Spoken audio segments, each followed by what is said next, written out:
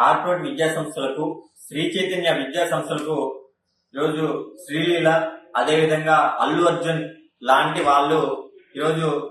Brand అంబాసిడర్లుగా ఉండి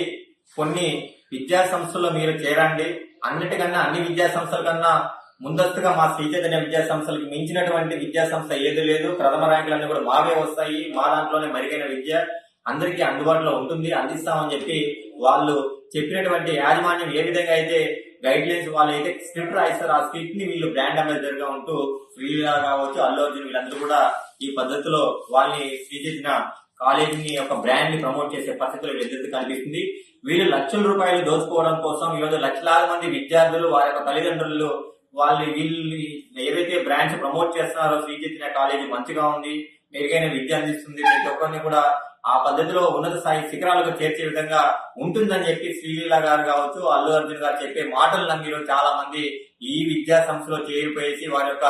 ఉన్నత స్థాయిలకు కాదు కదా, కనీసం వారు తిరిగి ఇంటికి వెళ్తారు లేని పరిస్థితులు ఈ రోజు శ్రీ చైతన్య విద్యా సంస్థల హాస్టల్లో ఆ విధంగా ఇబ్బందులు ఎదుర్కొన్నారు. కాబట్టి వీళ్ళు లక్షలు పొందడమే మీ లక్ష్యం అయితే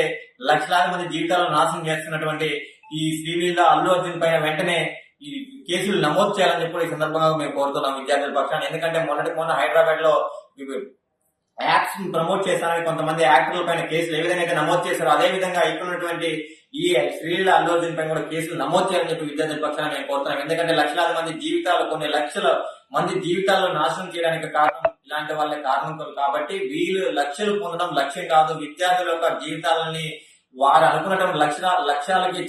కొనసాగించి ఆ పద్ధతులు వాళ్ళ గమ్యం చేయడానికి వీళ్ళు ఆ పద్ధతిలో ఉండాలి. కానీ వారికి కార్పొరేట్ విద్యా సంస్థలో ఈరోజు లక్షల మంది చదువుతున్నారు, కొన్ని లక్షల రూపాయల ఈరోజు ఫీ రెగ్యులేషన్ కమిటీకి మించి ఈరోజు ఫీజులు వసూలు చేసినప్పటికీ అలాంటి కళాశాలలో మీరు చేరండి అని చెప్పి వీళ్ళు ప్రమోట్ చేయడం సరైన పద్ధతి కాదు. అందుకన్నా ముఖ్యంగా ఏంటంటే ర్యాంకులు. మీరు ఒక విద్యా సంస్థకి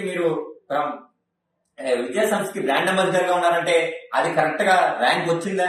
మన శ్రీ చైతన్య విద్యా సంస్థలోనే చదివి అతనికి ర్యాంక్ వచ్చిందా, లేకపోతే నారాయణ విద్యా సంస్థలో చదివితే ర్యాంక్ వచ్చిందా, మరి ఇంకొక ప్రైవేట్ విద్యా సంస్థలో చదివితే ర్యాంక్ వచ్చిందా? అసలు ఆంధ్ర రాష్ట్రంలో ఈ ర్యాంక్ వచ్చిందా లేదా తెలియకుండా కూడా వీళ్ళు యాడ్స్ ఇస్తే ఈరోజు ఆంధ్ర రాష్ట్రంలో ఉన్నటువంటి రెండు తెలుగు రాష్ట్రాల్లో విద్యార్థుల్ని వాళ్ళ తల్లిదండ్రులు మోసం చేసే పద్ధతిలో 111, 222 అని ర్యాంకులు ఎక్కడో కొన్ని